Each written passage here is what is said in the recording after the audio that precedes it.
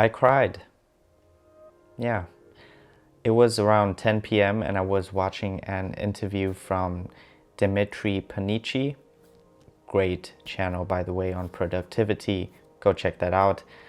But I cried because they were talking about TikTok.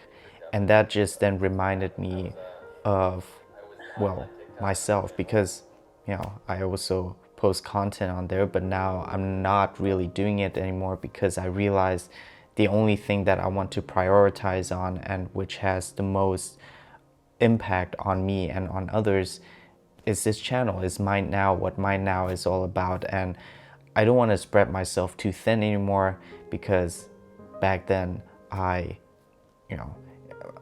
kind of, that's my weakness.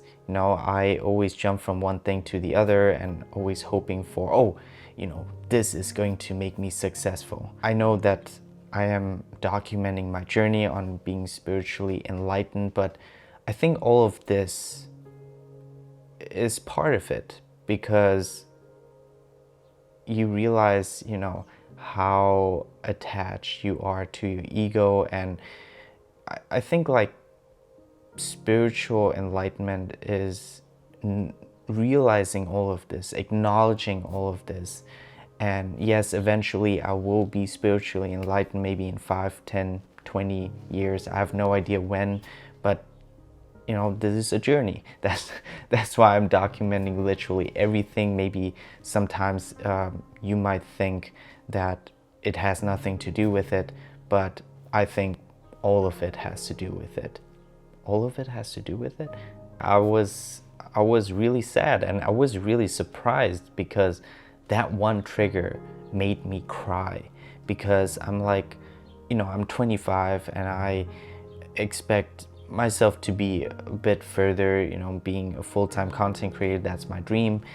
And it just made me realize how many times I actually jumped around and never really prioritizing on one thing. And I guess I was just thinking where I would be if I just focused on one thing and stuck with it. And it's unhealthy. It's unhealthy to think like that. But there you can see at certain times, and depending on how vulnerable you are, you kind of just,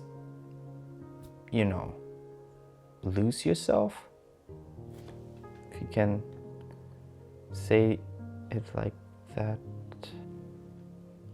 Okay, I think it's straight now. There you can see there's the hinge of perfectionism. Hinge? Am I like inventing new words here? I don't even think that it's wrong to be really embracing all of the feelings. I think like even being spiritually enlightened, you will still have emotions, I think.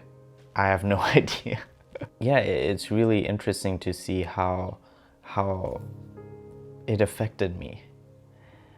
And I guess everyone has their own vulnerabilities and their own weaknesses and their own trigger points, which triggered them to be sad or mad or whatever.